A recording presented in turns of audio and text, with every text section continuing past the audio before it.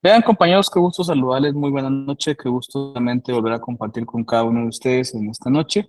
Vamos a continuar con la última parte del tema del segundo parcial.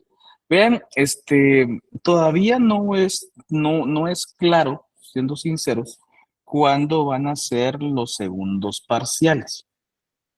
Pero creería yo, estimados jóvenes, que estarían para principios del mes de octubre, ¿verdad?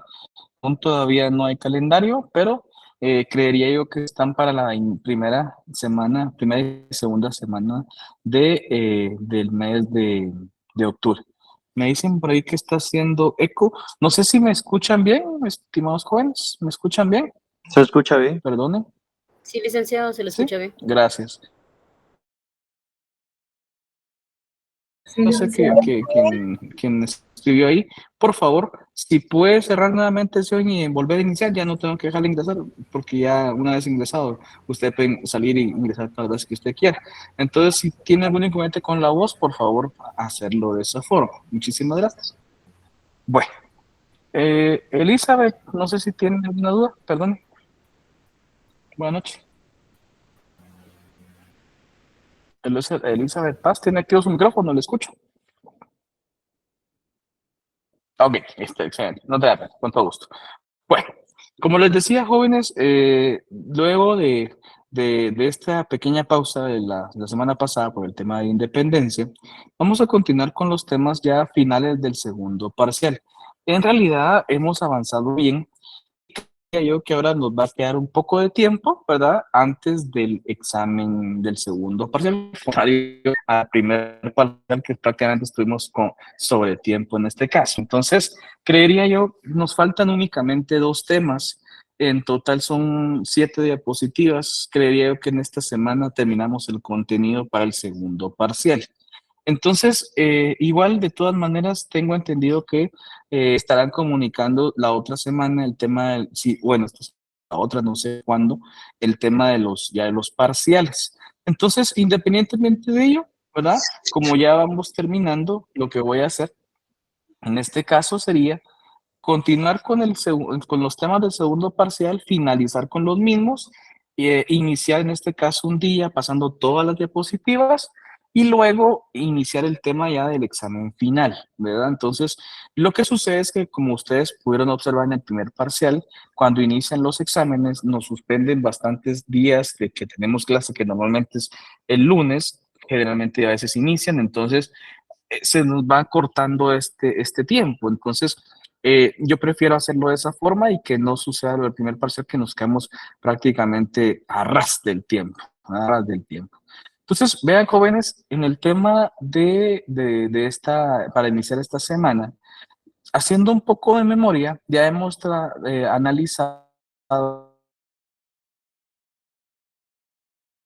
de las acciones de la ley, la fase in jure, la fase in judicio, y vamos a iniciar en este caso con el procedimiento formulario. También fue conocido o denominado per fórmula. Y lo que ocurre es que para hacerlo de una forma gráfica, es un proceso más resumido que el proceso de las acciones de la ley. De esos dos etapas que habían, se vuelve una sola, ¿verdad? Se vuelve una sola. Y es comprensible porque era un proceso de tal formalismo, de tal solemnidad, de una forma tan engorrosa que evidentemente no facultaba que el proceso se desarrollara de una forma más ágil. Entonces, conforme fue evolucionando este proceso romano, crearon luego del proceso de las ciudades el proceso formulario llamado per fórmula, en el cual ya reducen la fase de inchure solo al documento que redactaba, en este caso, el magistrado. O sea, ya no es un proceso tan formalista como en la fase de las secciones de la ley, sino únicamente se reduce a este proceso del documento que el magistrado redactaba. Y luego, en este caso, es la única actuación del magistrado y todas las demás actuaciones ya las realizaba, en este caso, en la parte in judicio, con la presencia de las partes procesales y las realizaba, en este caso, un juez. Lo que sucede es que conforme evoluciona el proceso, evidencian que hay elementos fundamentales que deben continuar y otros accesorios que no necesariamente son importantes. Entonces, bajo esta situación, vamos a ir viendo este proceso, ¿verdad? Cómo fue, cómo lo fueron concretizando y haciéndolo más práctico y menos engorroso, ¿verdad? Entonces, dentro de ese sentido, inicialmente tenemos que ver las características, ¿no? Y vamos a ir hablando de cada una de ellas. Disculpen, he estado un poco afectado de la garganta. Disculpen si comienzo con un poco de tos. Perdone, pues. En este caso, vamos a ir viendo las características y hablando y analizando cada una de ellas. Si nos acordamos en el proceso de las acciones de la ley, se debía en este caso realizar de forma personal, individual. No existía la representación, ¿verdad? No existía el tema del apoderado, el tema de la representación de un tercero. Este en realidad es una de las situaciones jurídicas y procesales más preponderantes. Hubieron varias, pero una de ellas fue la utilización ya del famoso poder, del apoderado. No es, sinceramente, queridos jóvenes, como lo vemos en la actualidad, ¿verdad? Porque para poder ser representados en juicio entendemos que existe el mandato judicial. Pero inicialmente podemos comprender que ya existe, ¿verdad? La posibilidad de representar al demandado o al actor por un medio procesal, lo cual hizo factible que asimismo se desarrollara también la posibilidad de la utilización del abogado, ¿verdad? Que fue claramente el conocedor del ámbito jurídico. Perdonen, no sé quién me está preguntando, pero sí, Merly, le escucho, dígame, buena noche, con todo gusto. Dígame, buena noche, Merly. Buenas noches, licenciado. Disculpe, Sí, fíjese que doctora, una compañera no pudo conectarse, se llama Claudia Cifuentes, porque hubo un accidente frente a su casa y de la dice que 2 contraria. camiones botaron el poste de luz. Sí, pues, no es de la verdad. No tenga pena, no se preocupe. Si quiere, Gracias. coméntele, ya está que puede comentarle ahí tal vez con su WhatsApp, que no se preocupe, ¿verdad? Que no tenga pena. Igual, de todas maneras, estas diapositivas yo las vuelvo a pasar cuando ya pase todas las demás y que si fuera factible, en este caso, leer este tema en el libro, con todo gusto, ¿verdad? No tenga pena. Que esté bien. Lo importante es que esté bien. La luz va a regresar, ¿verdad? En este caso, lo importante es que esté bien. Bueno. Gracias, licenciado. Continúo, para servirle, Merle. Continúo. Entonces, vean, esta condición ya procesal de la representación fue un cambio significativo de gran avance procesal y jurídico, y que aún en nuestra época, ¿verdad?, tiene una gran relevancia. Yo les decía, se los estaba comentando ahorita, el tema de la representación, en este caso en juicio, el famoso mandato judicial, ¿verdad? Ahora bien, hay ciertas condiciones y requisitos esenciales que debemos entender.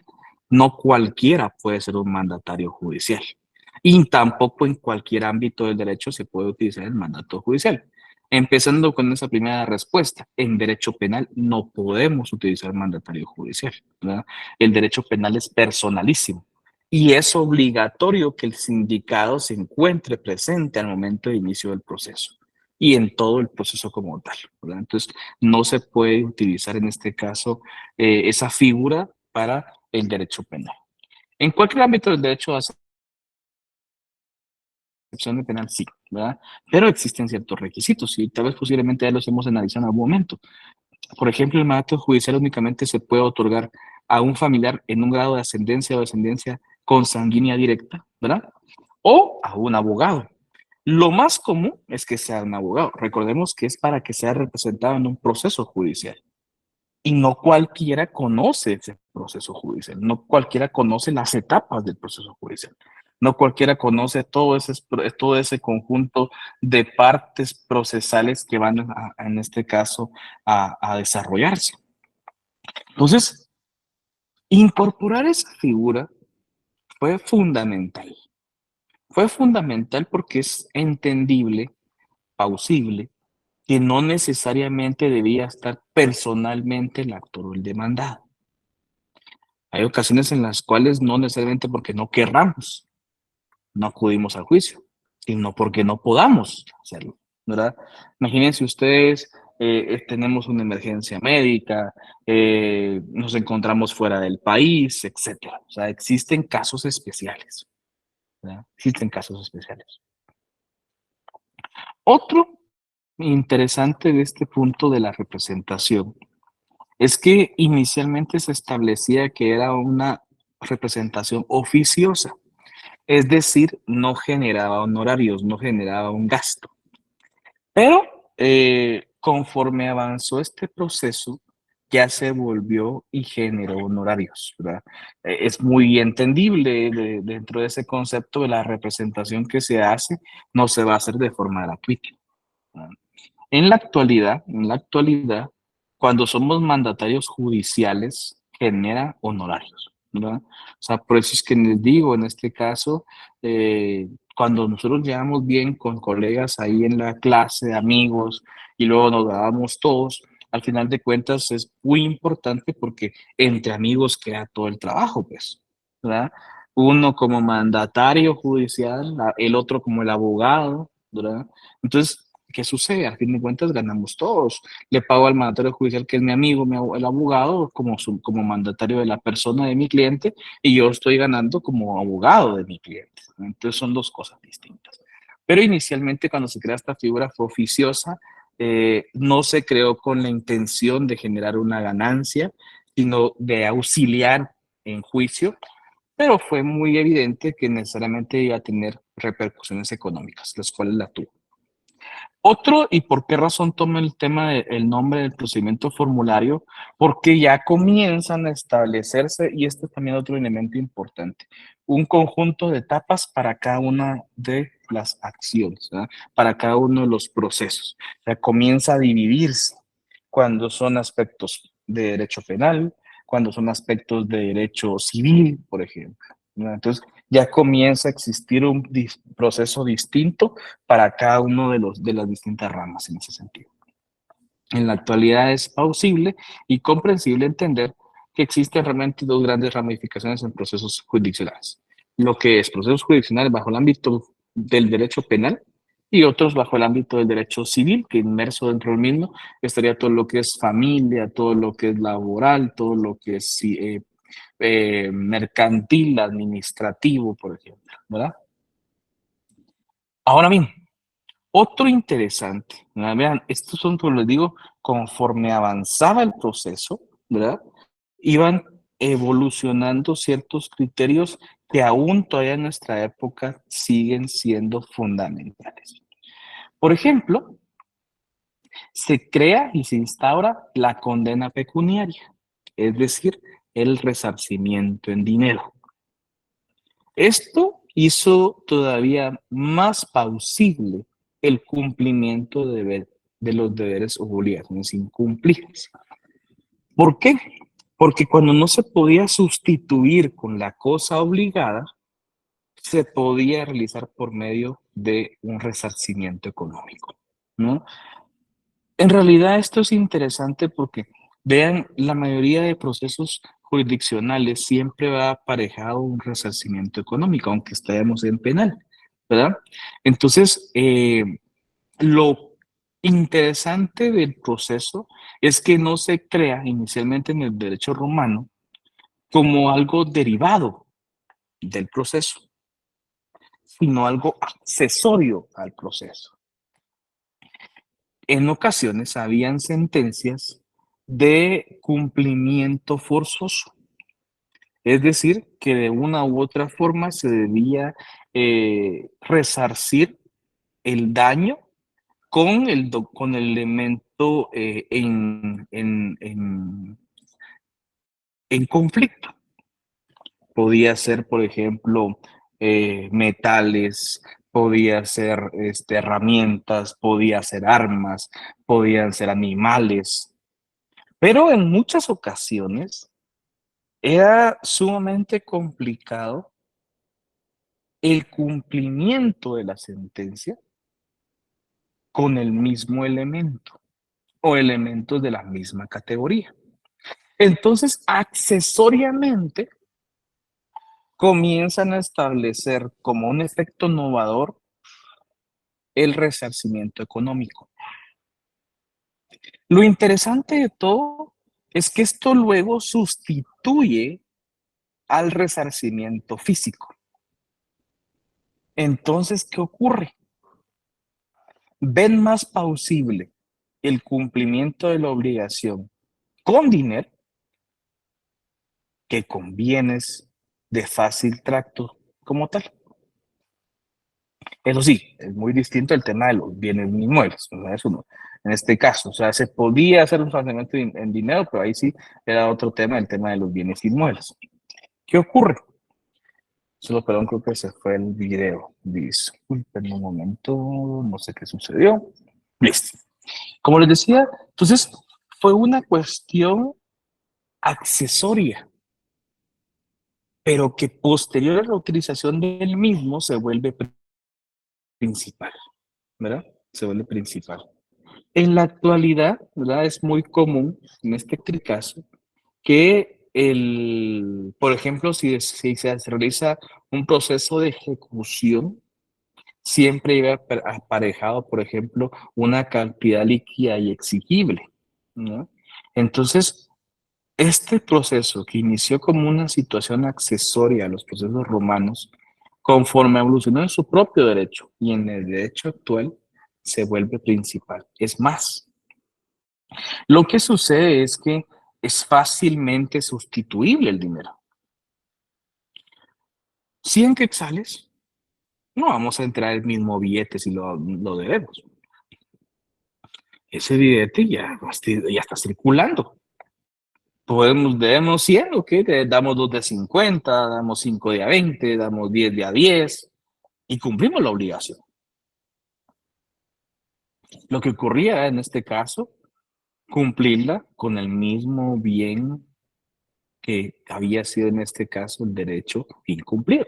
Eso, o el bien incumplido, eso era lo más difícil. Entonces, aún siendo una cuestión accesoria, por la utilización, por los beneficios, por la practicidad, se vuelve principal.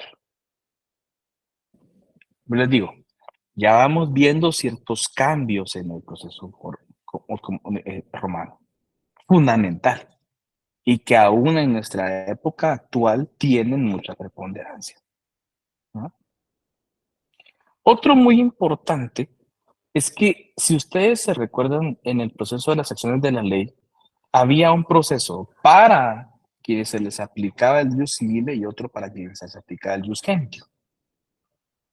En este proceso formulario se aplica de forma general, tanto a ciudadanos como peregrinos, en este caso en forma sencilla, quienes se aplica el jus civile y el jus gentio, ¿no?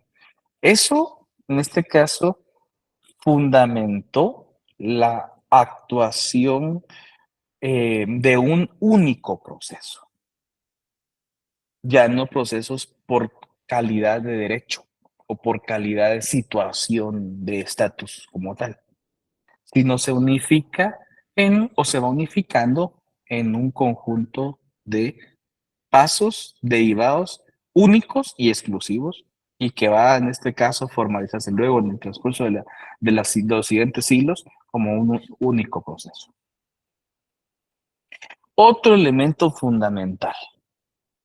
Si ustedes se recuerdan del proceso de las acciones de la ley, Uno de los elementos de prueba fundamentales eran las declaraciones de testigos, porque no habían pruebas documentales.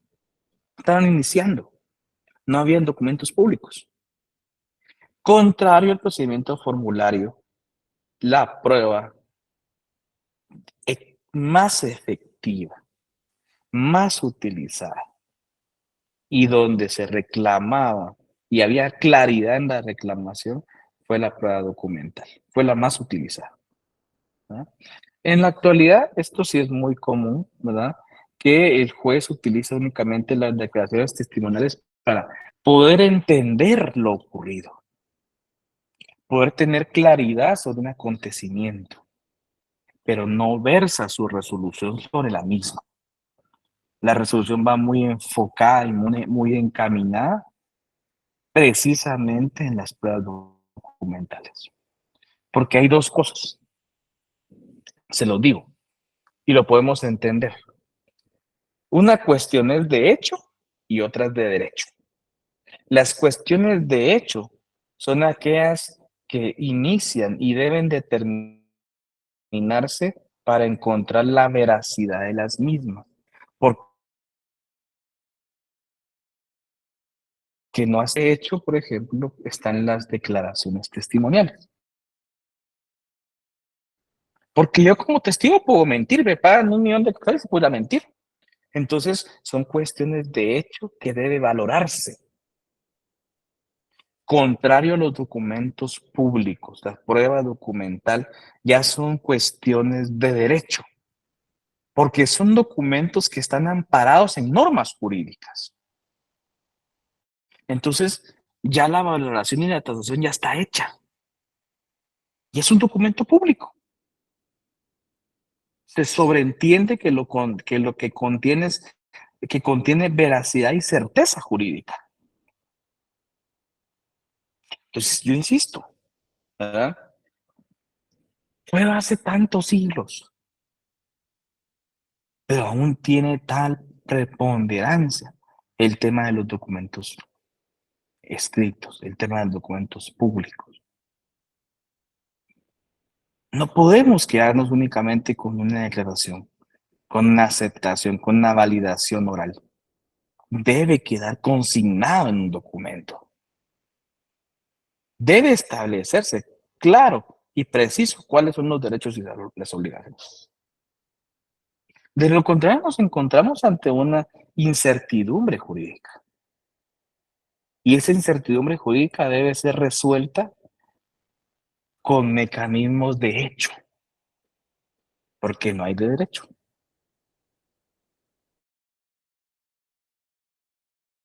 ¿Y cuál es? Que insisto, no hay, miren, por ejemplo, eso es lo complicado. La declaración y la ratificación de a veces, en ocasiones puede omitirse alguna palabra, equivocarse en alguna declaración. Entonces, no es uno concreto en ese sentido, ¿no?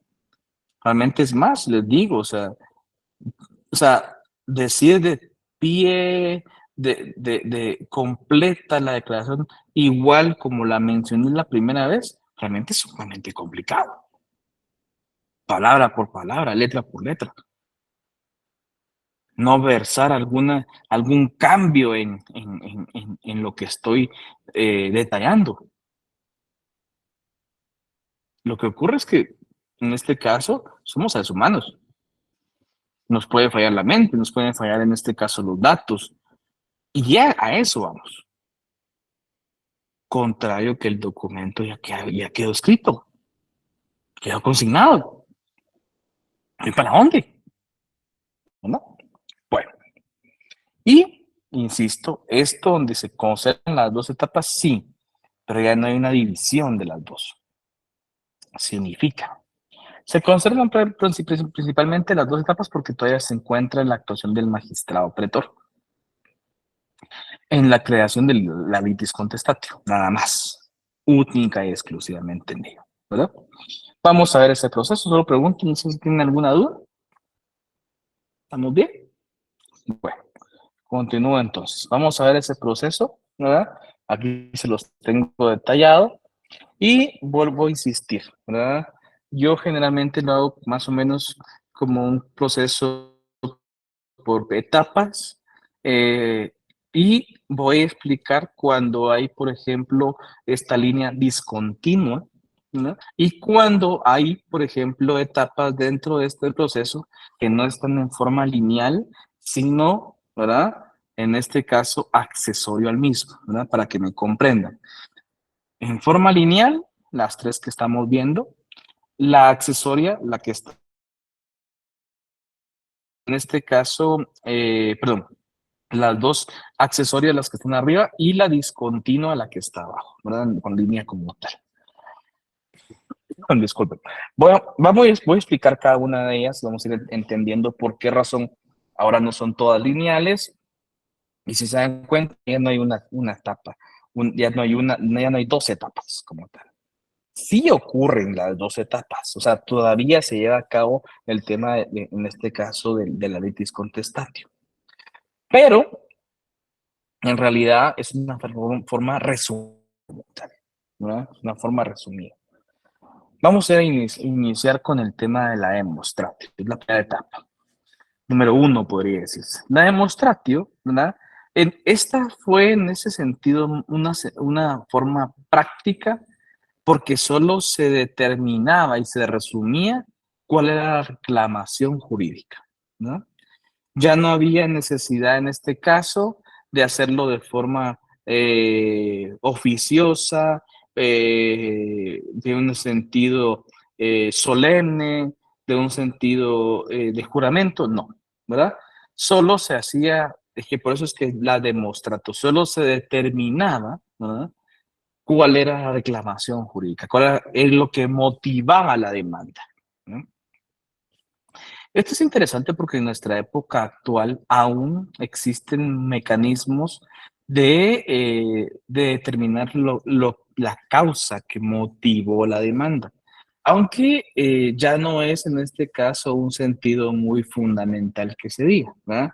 Determinar qué motiva la demanda está en un sentido práctico en el momento en que se hacen de la declaración de los hechos, en el cual hago ver y versar sobre la pretensión.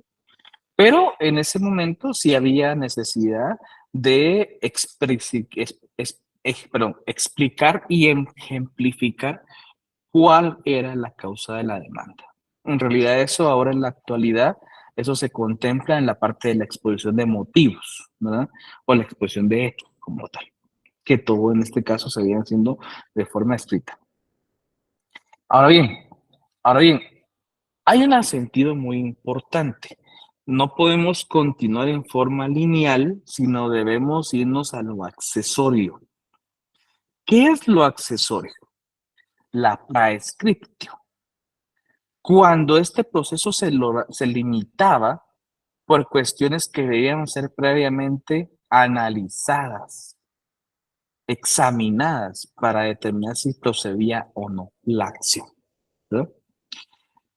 Por ejemplo, esto no es parte del proceso lineal de la consecución. Podía darse o no podía darse, ¿verdad? Lo común es que se diera, ¿verdad?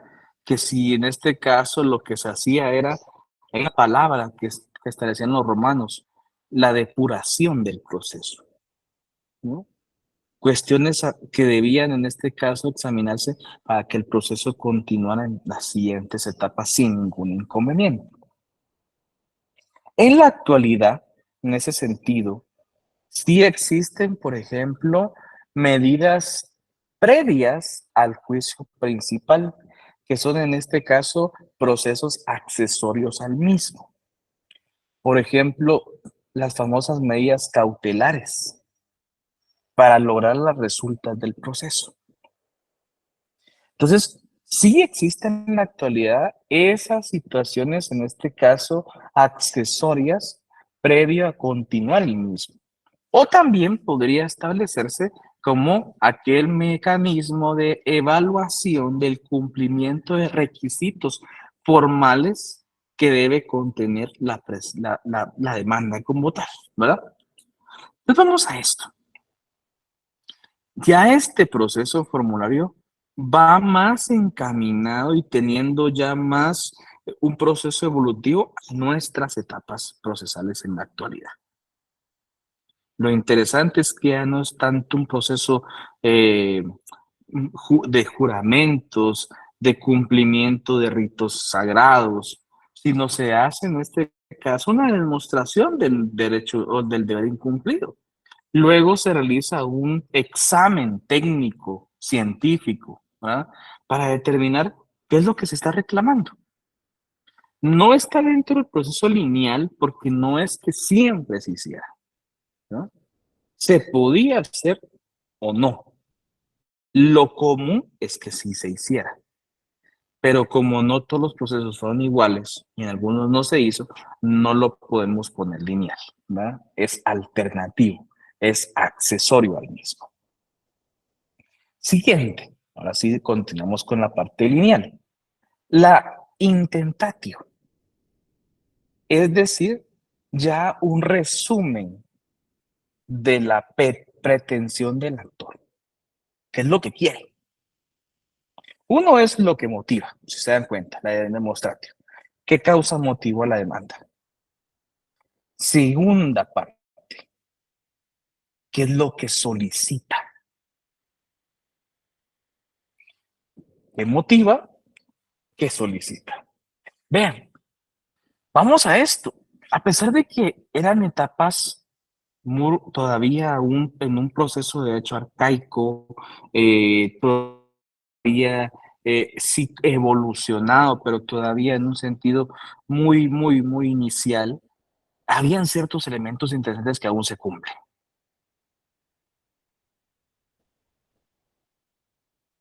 En este caso, ¿no? ¿Qué es lo que quiere? ¿No? ¿Qué motivó a que usted presentara su demanda?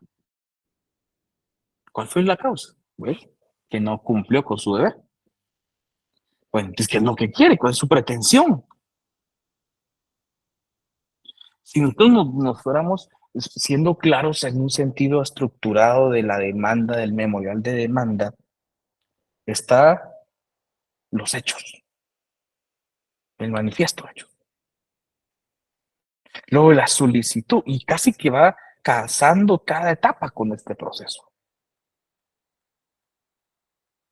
Entonces, si ustedes se dan cuenta, queridos jóvenes, estas dos etapas iniciales y la etapa accesoria es una parte resumida de toda la etapa injuria. Ya la actuación del magistrado pretor se limita ya no a cuestiones judiciales, sino propiamente administrativas. Siguiente punto. La condenatio. ¿Qué sucede? El juez adquiere el poder de resolver la controversia en virtud de ese proceso o ese poder que el magistrado le había otorgado al momento de manifestarle para ser el juez o indicarle que iba a ser el juez dentro de ese proceso. Aquí ya vamos a la siguiente etapa, la etapa que era la etapa en juicio. Pero ya, si se dan cuenta, ya no es un proceso tan formalista. Ya vamos más práctico. Entonces el juez, ahí sí puede establecerse que evidentemente sí había un análisis, sí dirimía el juicio, sí lo establecía dentro de las bases técnicas, científicas y jurídicas, conforme a su conocimiento. Porque se le daba la plena potestad de condenar o de absolver en relación a lo que era presentado frente a él. Muy distinto en la etapa de las acciones, en la cual prácticamente toda la resolución ya y el proceso se la había, en este caso, enviado el magistrado pretor. Acá no. Acá solo funcionó como una fase administrativa y por eso es que termina desapareciendo, porque ya no tiene poder. El único poder en este caso, darle la potestad al juez para que iniciara el proceso, para que lo determinara y para que emitiera una sentencia.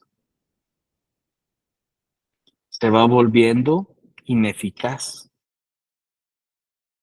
se va volviendo inútil la utilización del magistrado pretor. Porque quien termina en este caso haciendo la resolución de la controversia en forma sencilla es el juez. Entonces, insisto, el juez en esta etapa analiza el proceso, dirime y valora la prueba y conforme a su criterio condena o absuelve. Aquí, en este caso, se dio, por ejemplo, accesoriamente la exceptio. Si ustedes se recordarán hace algunas clases, ya les colocaba yo esta palabra, las excepciones. Son los medios de defensa del demandado. En la etapa de las excepciones de la ley, realmente la defensa del demandado era muy limitada.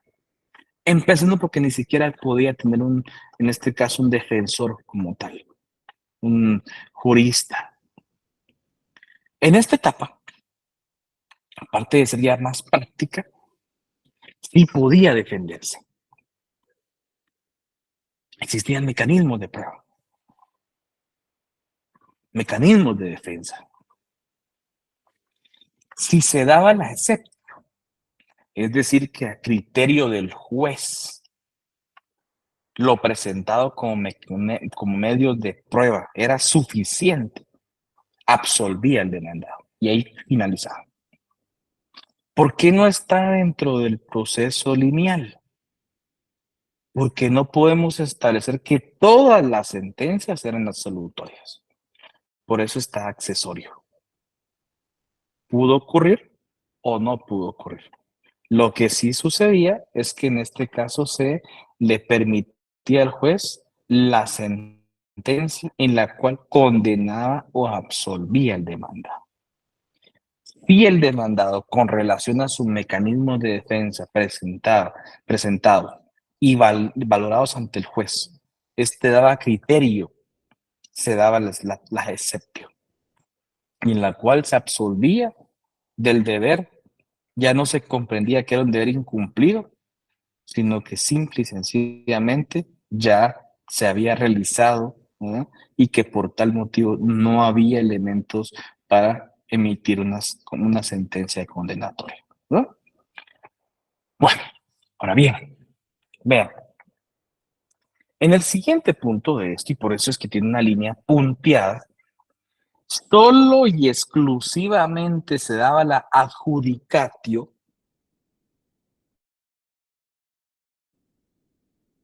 cuando se emitía una sentencia en relación a procesos de herencia, de bienes comunes o fijación de límites de heredades.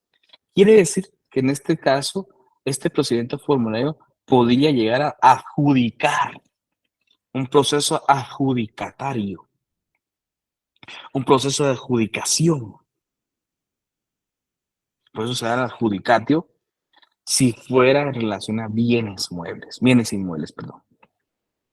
Y sobre todo se refería a cuando habían herencias, bienes comunes o en su defecto fijación de heredades, ¿verdad? Lo interesante es que por qué razón viene en línea punteada. Porque no necesariamente todos los procesos eran sobre estos tres elementos. No necesariamente todos los procesos, en este caso, se daba la adjudicatio. Y por tal motivo, ¿verdad? Podía suceder que iniciaran este tipo de procesos y se llevara a cabo la adjudicación de bienes, de heredades, fijación de límites, por ejemplo. ¿Por qué es tan importante y por qué no hacemos relación a otro tipo de derechos o de deberes incumplidos? Porque la adjudicatio fue uno de los procesos más importantes que se resolvían en el procedimiento formulario. Eran las formas de resolver conflictos de propiedades. conflictos de herencias, conflictos de bienes en común. Que si no hubiera habido la adjudicatio, simple y sencillamente no hubiera habido la posibilidad de resolverlos. Disculpen. Entonces, como les digo, este proceso, si ustedes lo ven y lo analizan, es un proceso de las secciones de la ley resumido. Pero bien, no solo el tema de resumido, práctico, ágil, único, y que formalizó y dio la pauta a ir desarrollando un único proceso. ¿Verdad? Bueno, vean, voy a quedarme hasta acá. Me está molestando bastante la garganta y no quiero quedarme sin voz. Mañana también tengo clase, igual el miércoles, y también regreso con ustedes el jueves. Entonces me está molestando bastante la garganta y no quisiera quedarme sin voz, les soy bien sincero. Pero entonces les agradezco la atención. No sé si tienen alguna duda, estimados jóvenes. ¿Estamos bien? Noé, le escucho, Noé. Bienvenido, muy buena noche. ¿Qué tal, licenciado? Muy buenas noches. Solo es que Igualmente. me queda un poco confuso en el diagrama que realiza. Sí, El sí. tema estoy de la demonstratio, voy hacia la parte de la intencio, pero Sí. también tengo de la demonstratio, tengo una prescripción. Sin embargo, veo dos flechas que van en sentidos opuestos. No sé si ese se tendría que ser como que el sentido de dirección del flujo o cómo deberíamos de verificar Sí. el proceso, si va hacia adelante o si tiene un proceso de retroceso en Correcto, caso de. correcto, gracias. Se me olvidó indicarle esto, perdón. Esta parte del retroceso es porque, ¿qué ocurre? Por ejemplo, primera, o sea, las accesorias, escrito y les exceptio, ¿qué ocurre? Porque ya no puede continuar mientras se resuelva esa parte accesoria. Entonces, por ejemplo, se daba la demonstratio, pero si en la demonstratio existía la prescriptio, donde habían cuestiones que debían resolverse previamente, no se podía continuar, ¿verdad? Por eso es que si usted, por ejemplo, lo ve, ya no coloco yo una flecha luego para el intentio, porque, o sea, el proceso en realidad tiene tres etapas. La demonstratio, el intento y la condenatio. Esas no son las tres etapas generales. Las dos son accesorias que solo lo que hacen es limitar la continuidad del proceso. La prescriptio, cuando habían cosas que se debían, en este caso, cuestiones que se debían exponer, examinar previamente, y por tal motivo no se podía continuar, por eso es que usted ve la flecha al lado izquierdo. Y la exceptio regresa, en este caso de la condenatio, porque ¿qué ocurre? Como hay una sentencia absolutoria, se sobreentiende que en este caso ya no va a haber un efecto renovador, un efecto que renueve el derecho incumplido, porque no hay efecto incumplido. Entonces, ya no puede, o sea, aquí ya no va a haber en este caso una continuidad de ese proceso. ¿Y cuál sería? En este caso, si hubiera una condena, el cumplimiento de la condena. Por eso es que tiene esa flecha de regreso, estimado compañero. Ok, gracias, muy amable, licenciado. Feliz No, a noche, usted, gracias. gracias, perdón, se me ha ido a explicar eso. Gracias, muy amable. Gracias ahí por esa atención a ese detalle. ¿Alguien más? Bueno, me quedo hasta acá, jóvenes. Disculpen, realmente me duele bastante la garganta, ¿verdad? Estos procesos bien difíciles de lluvia, luego calor, hoy calor intenso, luego frío, después en las mañanas.